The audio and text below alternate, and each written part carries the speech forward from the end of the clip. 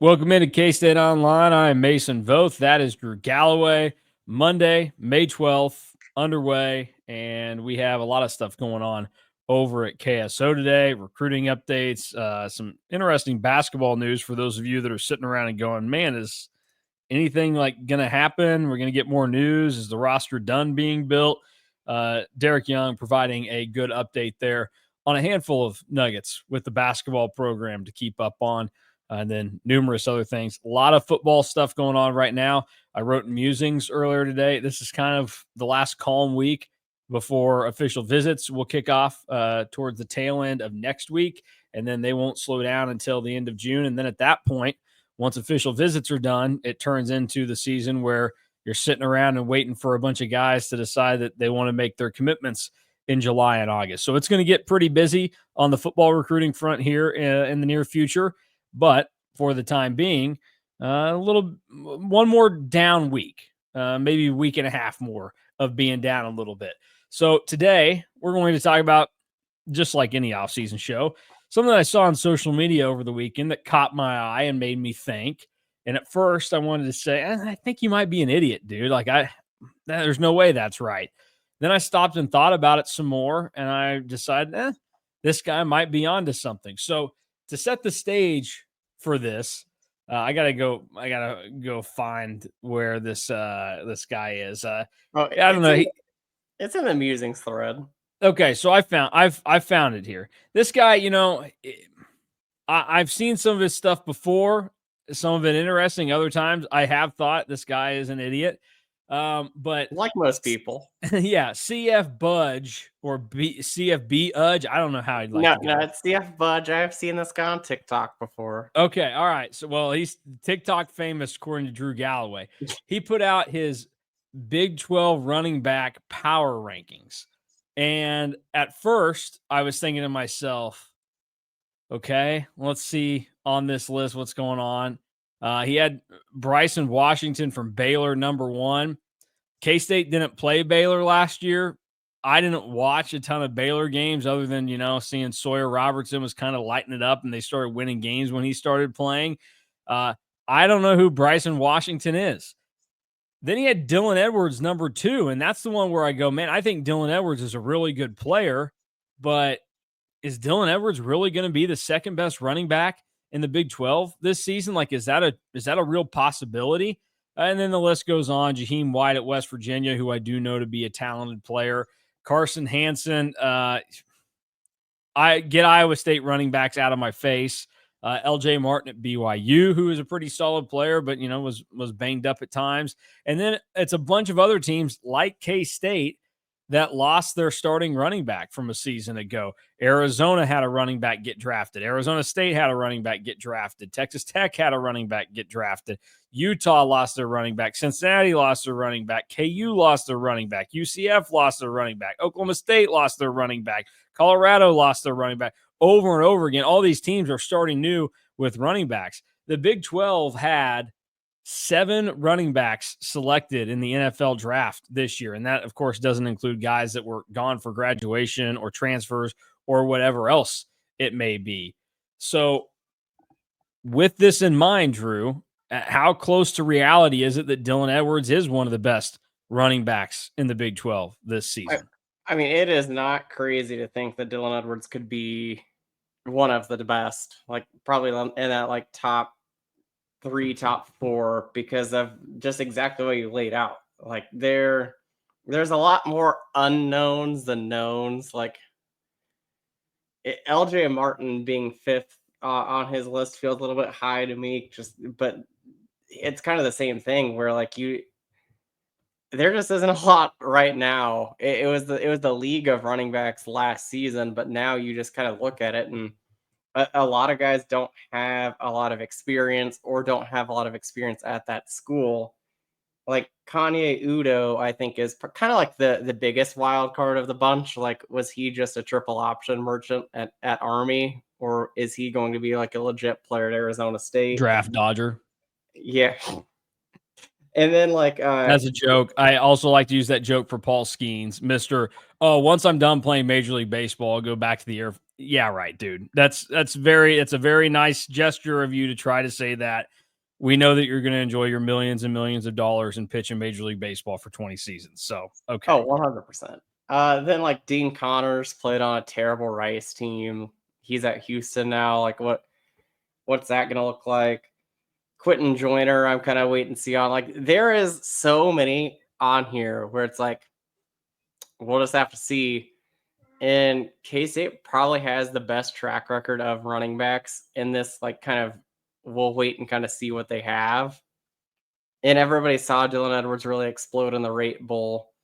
And I think that makes everybody a little bit more excited. And like I'm just thinking about like my Big 12 ballot for Big 12 Media Days in July. Like Dylan Edwards will probably be one of the running backs on my team because there just isn't a lot of high volume for some of these guys. Like I do think that Bryson Washington is probably the best running back in the Big 12 going in, but it's not crazy to think that Dylan Edwards even overtakes him. Like there is just so much unknown, and it just kind of leads into like why I think a lot of people think that the Big 12 is so wide open. You have a lot of returning quarterbacks, but the skill position players around the quarterbacks, it feels like there are a lot more gone than not. Yeah, that's kind of a great thing to point out there. Like, think of how many quarterbacks around the Big 12 a lot of people are going to be able to name next season because they're returning faces. Like Rocco Becht is going on his third year starting at Iowa State. Jalen Daniels is going on what this is going to be season number 6 for him, spending time at KU and actually playing because 2020 was the first one. Obviously, Avery Johnson, this will be his third year, second year as the starter. And then you go around even some of the other Josh Hoover, same deal, going to be his third year where he gets time as a starter. Looking at what like the Big 12 logos, I think that I can tell you who at least one quarterback on a roster is for every team except for Houston. Oh no, you would know Houston's quarterback for the coming year. Texas A&M transfer. Oh yeah, I forgot that that's where Weigeman is. Yeah, yeah.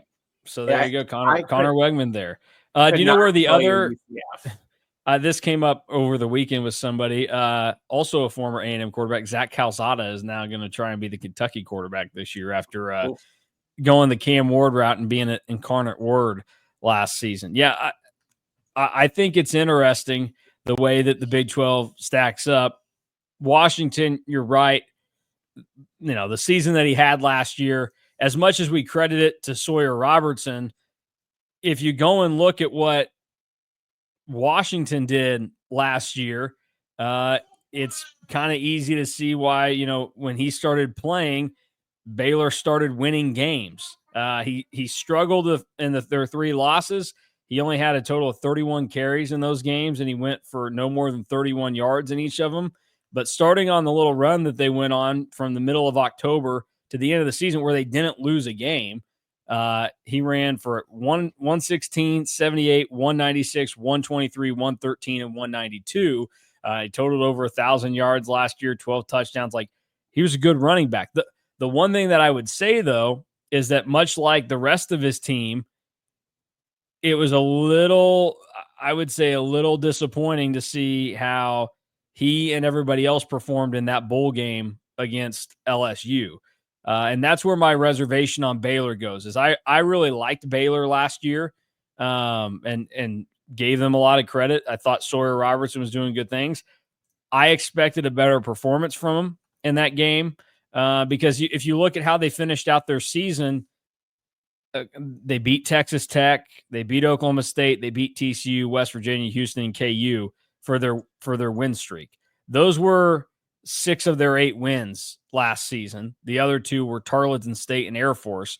But now they lost to Utah before they went to Robertson, and they were going with the Toledo transfer.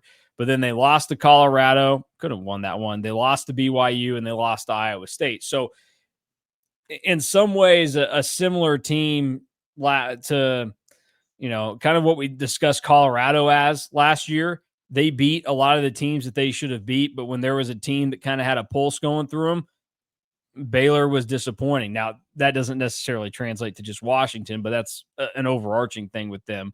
But in terms Washington, of, Washington, I think is like the most proven guy that's on this list at his current school. I mean, I think it'd be hard. I can't. Maybe Jaheim White, but not necessarily like that's just he's been there longer. He's been in like more games, I would say, but And I and don't as know that much he's had a season like that. and as much as I feel weird saying it, I think that I'd much rather have Dave Aranda as my coach in Then 2025 Rich Rod. than Rich Rod. Yeah, I'm probably with you on that one. Yeah, Jaheim White's been about the same player both seasons. Yeah, has split some time there. Yeah, I, and that's where like I think where Dylan Edwards comes into this equation. Like, it's not crazy to think that he has probably the highest ceiling out of any of these guys.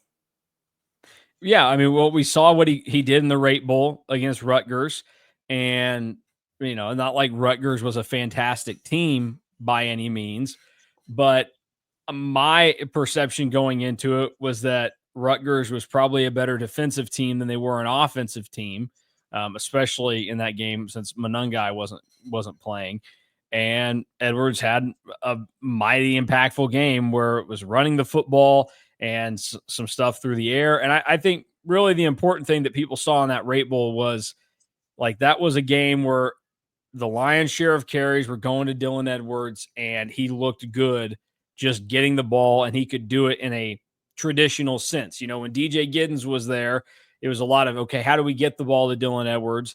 And the running back situation, it's such a, hey, we just kind of got to, you're giving each carry hoping that one busts off for the big one. Like these guys have these averages, but very rarely do the averages come from every single run is 5-6 yards. It's okay, 1 yard, 1 yard, 11 yards, 1 yard, 2 yards, 7 yards. Like that's the type of deal. So you got to see then in the Rate Bowl what Dylan Edwards looked like because he got 18 carries in that game. Prior to that, the most he had in a game was 8 against Oklahoma State. And we know that a lot of the other things, it was trying to get him the ball in different circumstances, or maybe not like a traditional expectation for how you involve the running back in an offense. Then for K-State in the Rate Bowl, it was, you're the lead back. Here's how it's going to look. And he was able to handle that just fine.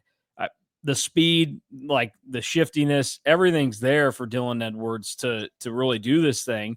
This is where K-State's offensive line is also going to come into the equation. Like what do the people out there need to expect from how they'll block for Dylan Edwards? Because obviously DJ Giddens had solid offensive line play the last couple of years. Maybe it takes some time there, and we know that that's part of what the rushing struggles were last year. Is they're attributing it to, hey guys, we're worn down. We didn't rotate out enough. More of that's expected that year. So maybe it makes it easier for Dylan Edwards down the stretch run of the season than it was for DJ Giddens last year. I'll also say like Dylan Edwards' numbers probably look a lot better last season if anybody could block on the perimeter. Like the perimeter blocking for the most part last year was atrocious, really, until the Rate Bowl, which is good. I don't think it's a coincidence that that's like where he really took off, because he just had more room to run and more space, and all of the receivers were blocking. Like Jace Brown was one of the worst perimeter blockers the entire season last year, but was awesome on the perimeter blocking in the Rate Bowl. And if I am remembering correctly, one of Dylan Edwards' touchdowns was because Jace Brown kept blocking on the outside. So that will be a big impact, because when you have a big time speed guy like Dylan Edwards and even like Avery Johnson, like you can't just whiff on guys with your tight ends and your wide receivers, because even though those two guys are really fast, so are the guys chasing them down. So you need to at least get in the way. Like, I mean, we talk about this all the time, but the Garrett Oakley missed block against Houston, where if he even gets in the general vicinity, K-State scores a touchdown on that first drive instead of a field goal, and you never know how the game changes after that. Yeah, a lot of what ifs on that first drive of the game against Houston. And I think as you look at it, Edwards is probably going to be in a position where, I mean, I think he's in a weird spot with the expectation because while he's roughly the same age as these other guys that are in the mix, because Washington, White, and Edwards are all going into their third year of college to varying degrees. He's been in a situation where, Colorado probably didn't use him as much as they should have after the TCU game. And then last year, you had to sit behind a guy that was getting drafted into the NFL at running back.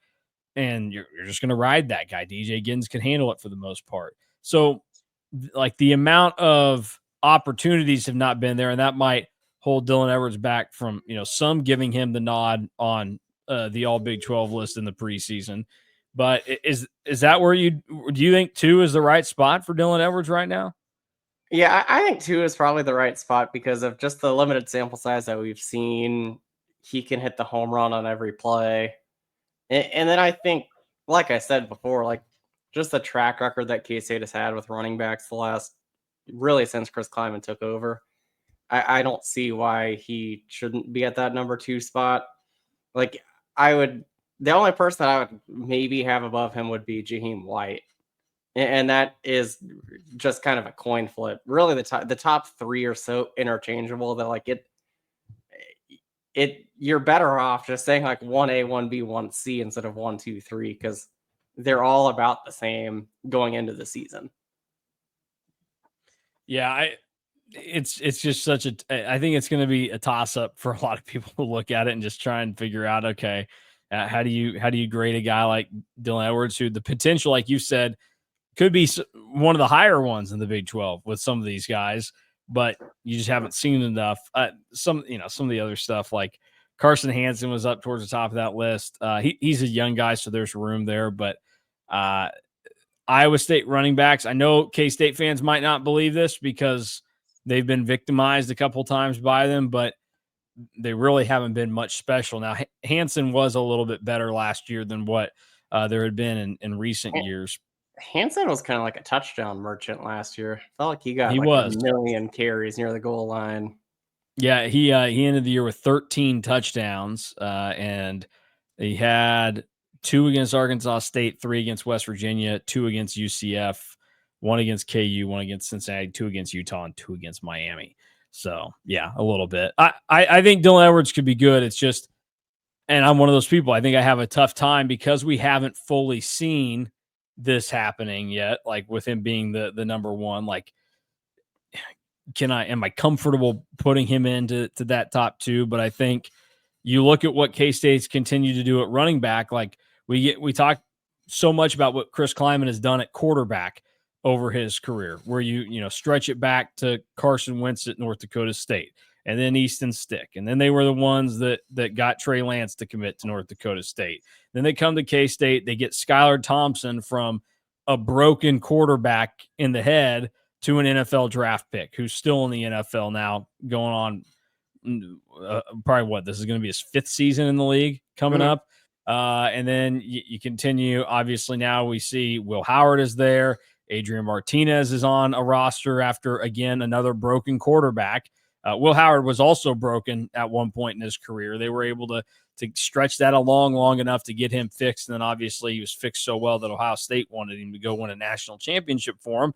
And now Avery Johnson would seem like, with the natural progression a lot of these quarterbacks have taken under Chris Kleiman, that junior year, they all kind of get a little bit of a boost. So I think that's where you look, okay, quarterback seems good, but running back's been the same deal. Like maybe the most impressive thing that Chris Kleiman did with running back at K-State was how they pieced together year 1 when there wasn't going to be a running back on the roster, and James Gilbert and Jordan Brown come in. That was the first famous Jordan from North Carolina before Jordan Hudson was a thing. I also believe they spell their name the same way. Pre-transfer portal, really getting both of those 2 guys to come in legit as transfers. So then, you go on, obviously Deuce Vaughn, 3 years of him. That was pretty sweet. And then 3 years of DJ Giddens, with one of those years overlapping with Deuce Vaughn. That was pretty awesome.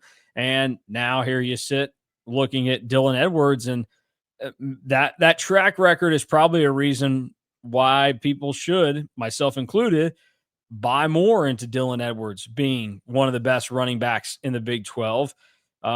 Would you rule out at the end of the year Dylan Edwards is a first team All Big 12 running back? No, but you should have bought stock a long time ago. No, that's right. That's totally fair because with everything we just laid out, and obviously the talent that Dylan Edwards has, you're looking at it. It's not like you're gonna win a whole lot if you were to buy that stock right now. You're not going to get a bunch of money on to return. But it was one of those. Initially, it was a bigger shock than it is once I processed it for a few minutes. Where I was like, well, the league is pretty weak on running backs right now with everything that you lost. So I think the more that we talk this out, because that's really all I needed. I needed to talk this out. I needed to really process how this was going to feel. I probably will get that ballot in front of me towards the end of next month and probably have Dylan Edwards on there. So that's going to be a fascinating exercise. Like there's so many unknowns, and like I'm really looking forward to like what teams I have on there too. Like it's going to be fascinating to really dive in. Like I did the 5 things for like other championship contenders in the league. There are so many question marks with every team. Like it's so wide open. Yeah. So right now, off the top of your head, can you give who you think locks will be on the All Big 12 offensive preseason team to make it? Because I would say, based on the way things are trending, Sam Levitt's probably the quarterback. I would say Sam Levitt and Jordan Tyson are both locks. Let's think. There's probably not another. There's definitely not a running back that's a lock. Yeah. Well, Washington's probably the closest thing to it. Yeah. If you would consider that. And then, I mean, other receivers, who would be out there. It's tough because a lot of teams are also, like I said, like there's so many returning quarterbacks, but not a lot of returning running backs, receivers, or tight ends on some of these teams. That just makes it tough. I mean, there's probably an offensive lineman that we're really missing. Yeah, I'm trying to think on the offensive line who came back or who's still out there. But at the skill positions, there's not really a lock. Like to the point where I'm kind of like, would Garrett Oakley be a lock for tight end because he's a second team All Big 12 player that's returning? Like so many of the preseason lists, you'll see if guys came back, they are going to make that preseason list. Like it's not impossible to think that like Garrett Oakley might be probably the closest thing to a lock that K-State has. Yeah, it's probably true. I mean, I think Levitt and Tyson are for sure going to be there of guys that came back. And I actually feel better about Tyson than I do Levitt. Because I think you can make an argument for a lot of quarterbacks. Yeah, I think you could easily see, some enough people thinking that you go somewhere else.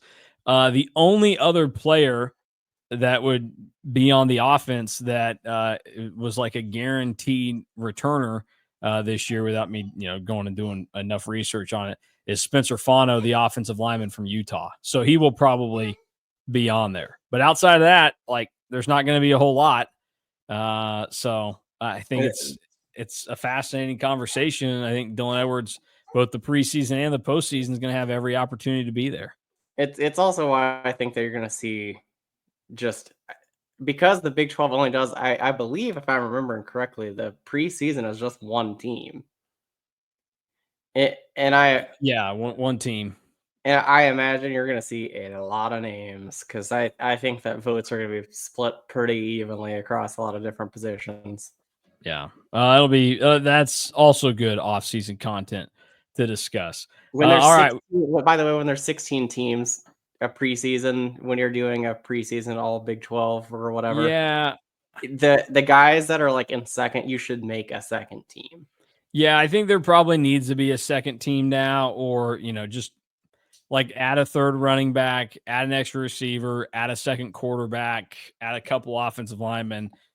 Because like this is the goofiness of kind of the conference realignment stuff. When you look at how everything's shaped up now, is like on the face of it, I saw people complaining about the college softball NCAA tournament and that 7 of the top 8 seeds are from the SEC. Well, number one, we kind of know that the SEC, because of where they sit geographically, have a pretty sizable advantage in sports that are played outside, especially when the season starts in February. So yes, that would make a little bit of sense, especially when you consider, well, 2 of those teams were Big 12 schools last season. So, okay. Like this is just going to happen. You have so many teams in these leagues now that it's going to look like this, but that's because now you're down to only 4 power conferences that are really competing for this stuff. And there's a reason why a bunch of the teams in those power 4 aren't still in the Big 12 or ACC. It's because they were scooped up by the Big 10 and the SEC where all the big money is. So it's going to happen. And I think that's where you're seeing then with some of these teams, you're just going to have to add either more teams. And I think the Big 12 did that for basketball this year. I think there was an extra team maybe, or did they do 10 players on the first team? There was 3 all Big 12 teams and 10 players on the first team. Which is dumb. Just do 4 teams then. Don't do 10 on the first team. Just do 4, or just have the principle of the whole exercise of doing 3 teams and make it your top 15. Yeah. So this is going to happen where I think you probably need to add a little bit more to it, but I don't know. All right, we got a couple things to tend to round out the show. First, want to remind anybody that is not a member of K-State Online, head over there, get signed up. Not only do you get everything that we've got going on at KSO, you also get access to all of the On3 national content, also all of the other team affiliate sites that are out there. So if you're sitting around and you say, oh, so-and-so is going through a coaching search, I want to see what kind of meltdown's going on over here. Or if you're like me, I immediately went to War Chant, our Florida State site, after they lost to Georgia Tech in Ireland last year. And then I went again after they lost to Boston College on Memorial Day. So that's the kind of stuff that you can do with all that. You sign up now, and it's your first time. You get your first week for just $1. And speaking of Ireland, K-State heads over there later this year, about 3 months away. August 23rd is kickoff date of the 2025 Aer Lingus College Football Classic. You can visit cats2ireland.com for travel and ticket info. You can also check out the K-State ticket office for some insight into how to get yourself over there for the game and make sure that you're viewing the Cats and the Clones later on this year. Week 0, first game of the college football season to get you involved in. So, with all that said, let's get the Irish fun fact from Drew. Yeah, we're getting closer to the NFL schedule being released. We're getting it kind of slowly as it's coming out, and there are leaks, and apparently the Chiefs and Chargers are playing in Brazil that first week, so that's going to be kind of wild to see. But with that, K-State and Iowa State not going to be the only American football game this year in Ireland. And not even the only game in Dublin, as the Steelers and the Packers are playing in Dublin, but we don't have a date for that yet, because why would you? Yeah, well, hey, we do know one NFL date. That's the Cowboys and the Eagles opening up the season. So I can't wait. That could be a real fun stretch of days for me. K-State goes over and they ruin their season before it even gets started by losing to Iowa State. And then, it's like, oh, well, at least I got another football team that I can look forward to. Oh, it's the Cowboys, and they're going to lose the Eagles on opening night. And then that can be the 10-day discourse of, the Cowboys. Well, they lost in Philadelphia. Okay, whatever.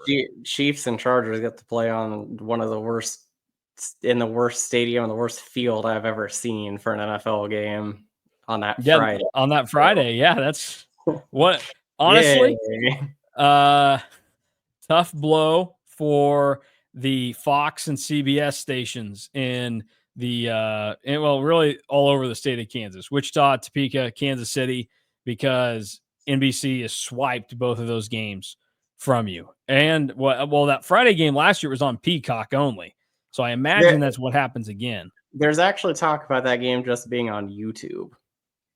Oh, wow. Well, and then everybody's a loser. But at least, KSN, KSNT, KSHB, they'll be the winners with Cowboys on opening night against the Eagles. But that's tough. That's tough. I every time something comes up that's unfortunate scheduling wise with I think of KWCH in Wichita whenever the NCAA tournament's on and they decide that the KU or K-State or, if Wichita State's in it, they have to play on True TV or TBS.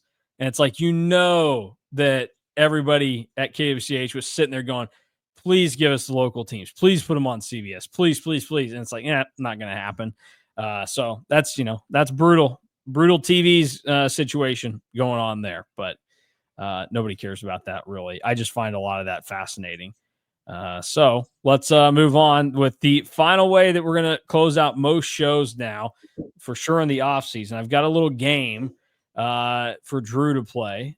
Now, if you ever want to bring one to the table, Drew, once you see how it works and you get comfortable and you want to challenge me and try to make me look like a fool, go for it. Like I would implore that. So this will be we're going to call this the rally. And what goes on in the rally, because you're trying to rally to end the game.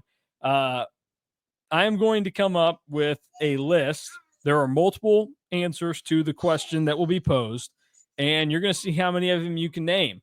For today, there's just 10 possible answers. I didn't want to go back too far because I thought, that could get a little long, a little boring for people, and then maybe it starts to jump the shark a little bit. So this is a good way to get your toes wet, and we'll see how you do with today's edition of the rally. So, can you name the last 10 first wins of football season for K-State? So the first game that they won of each season, this would be dating back to 2015. Can you tell me who K-State beat for their first win of the year? Okay, so now that you said, you had me all kind of thrown off when you were talking about quarterbacks going in, and now the fact that there's nothing about quarterbacks. Well, no. It was just because you've gone back now 20 some years to look at quarterbacks that you at least would maybe have some kind of understanding of what happened in those 20 seasons. Yeah. Oh, yeah, I get it. You just had me kind of rattled from the start. I was like, I'll tell people transparently, I got 8 of the 10 when I was trying to put together the list after I had the idea, before I went and made sure that I was correct. So there were 2 that I missed. I kind of wanted to kick myself for one of them.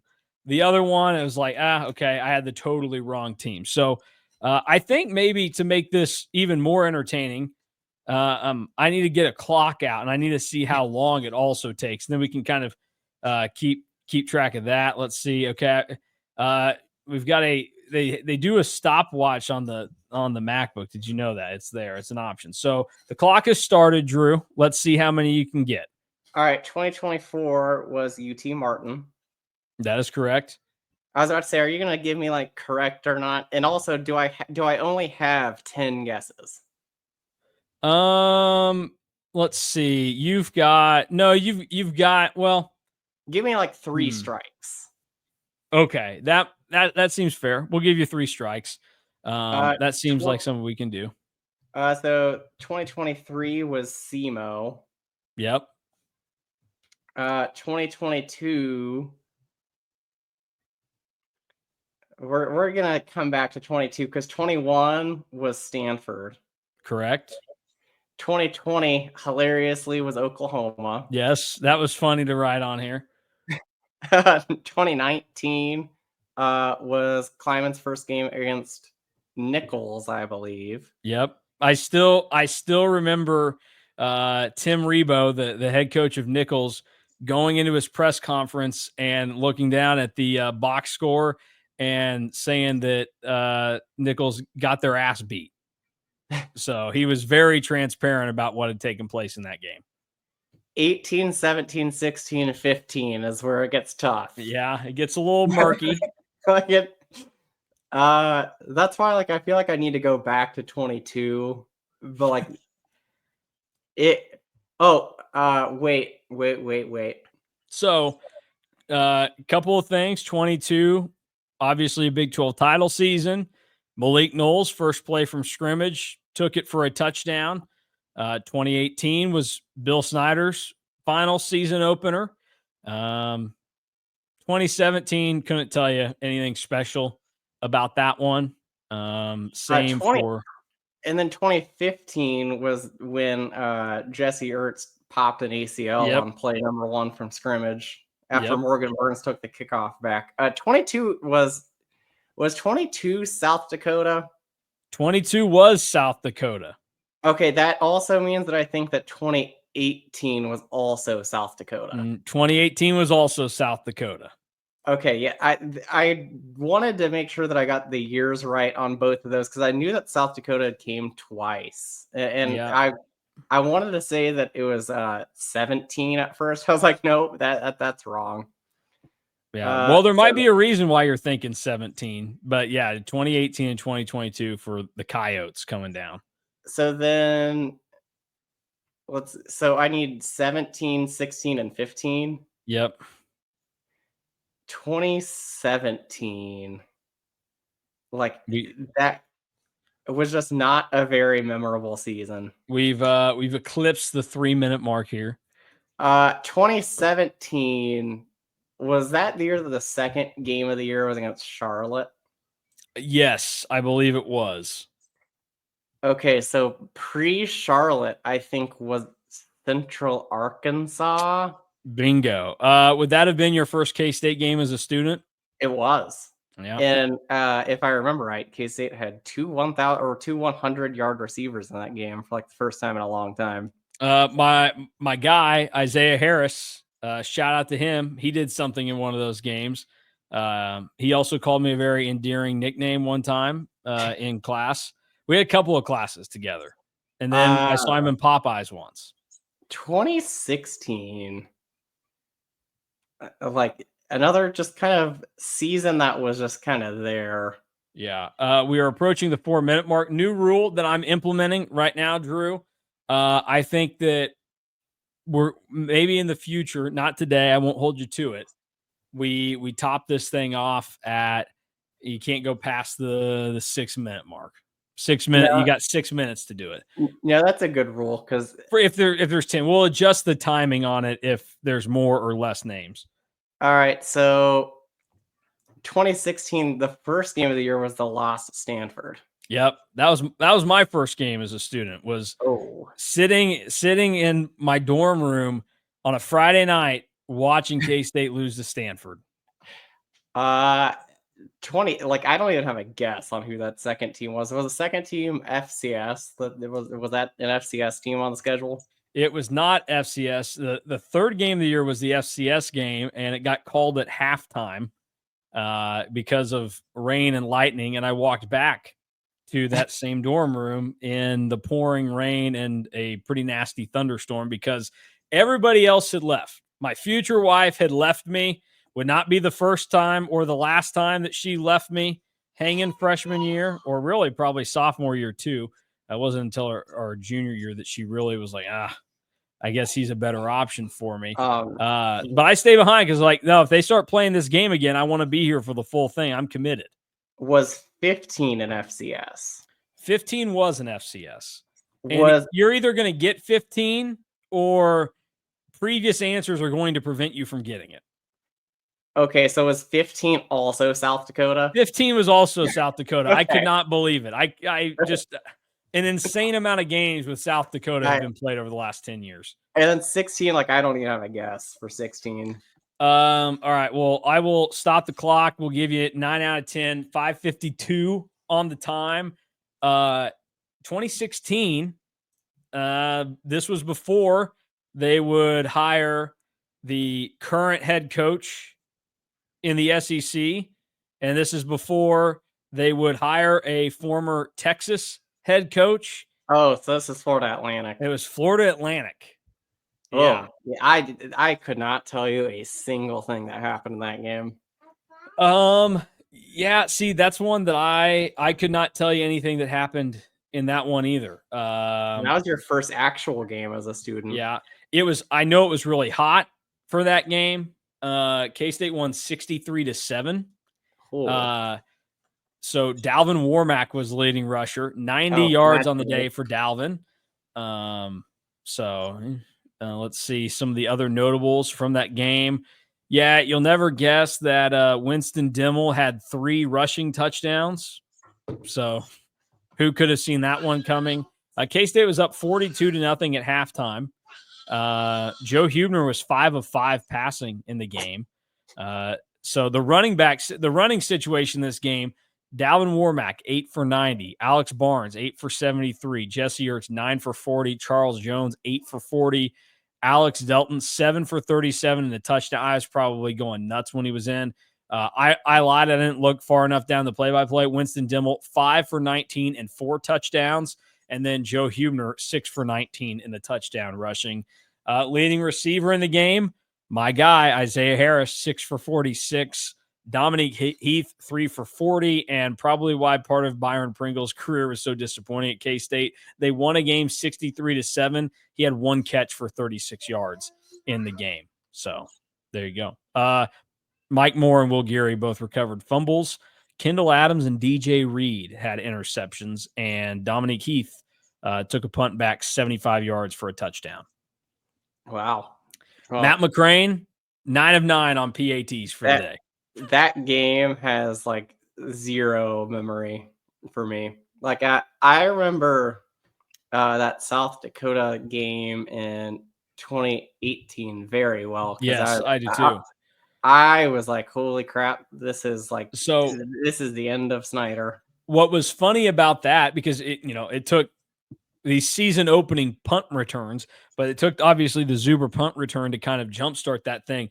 I can remember KU was playing somebody that around that same time, and they were going to lose. I think they may have even ended up losing to the FCS team that they played. I can't remember who it was in that game. By the way, the quarterback for Florida Atlantic in that game against K-State, I believe, was Jeff Driscoll's brother, nice. Jason Driscoll. Same last name, I'm just assuming. KU lost that day to Nichols in overtime. Okay, so that's what it was. And I remember the game was on in the press box, and there were people obviously laughing about it, finding it to be funny. Oh, well, look, they're going to lose to an FCS team and all that. And I don't even remember who it was, but somebody was like very keen to point out at that time, like, I don't know that anybody in here should be laughing, because we might see another one of those take place in front of us. And boy, it was far too close for comfort in that game. But yes, 2018, the opener of South Dakota. And that South Dakota team was also terrible. 4-7.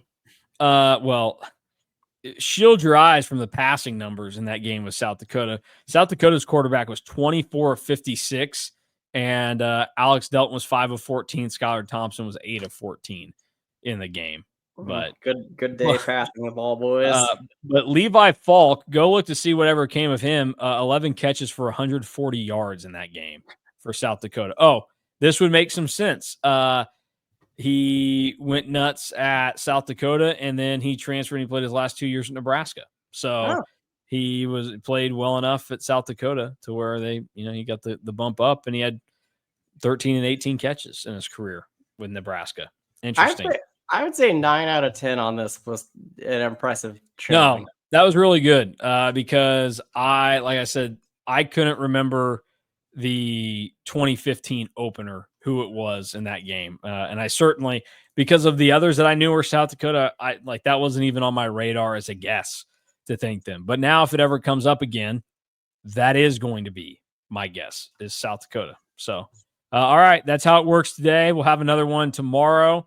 And then obviously more K-State stuff to talk about, give you the main part of the content that you're wanting, a little fun. Hopefully everybody was playing along at home. I'm sure there are some of you out there that knew exactly what took place in some of those years, because you've got fond memories of K-State, Florida Atlantic 2016. That was, by the way, that was one of the ones that I couldn't remember who the first win of the season was against. And that, like I pointed out with Drew in 2017, 2016 FAU, that was my first game in Bill Snyder Family Stadium as a student. And I just Somebody couldn't remember. watched. I remember them playing FAU. I just don't remember. I didn't remember it was the first one. Somebody definitely watched this and said that I was taking way too long too. I don't know. I think it's an adequate amount of time. You got to kind of work through it, think about it, and get it right. And in an alternate world where we had more time and people wouldn't complain about the timing, well, we would just sit around and wait until you could name every one of them, and we'd see how long that would take. But it would probably go a little bit longer than what everybody wants. So we'll get out of here. Thanks for joining us today on KSO. Head on over to KStateOnline.com to get more insight into what's going on with K-State football and basketball. Then we'll be back again tomorrow and Wednesday with normal shows. Whatever comes up, we'll discuss it. And then Thursday is a recruiting update. We already mentioned this is the last full calm week in terms of recruiting for K-State football for a while before official visits come the following week. And then Friday, it's going to be the best show of the week. Once again, folks, we will be revealing quarterbacks 20 through 16 as we rank every quarterback to throw a pass at K-State since 2006 here at K-State Online. For Drew Galloway, I'm Mason Voth. Thanks for watching the KSO show. We will talk to you again tomorrow.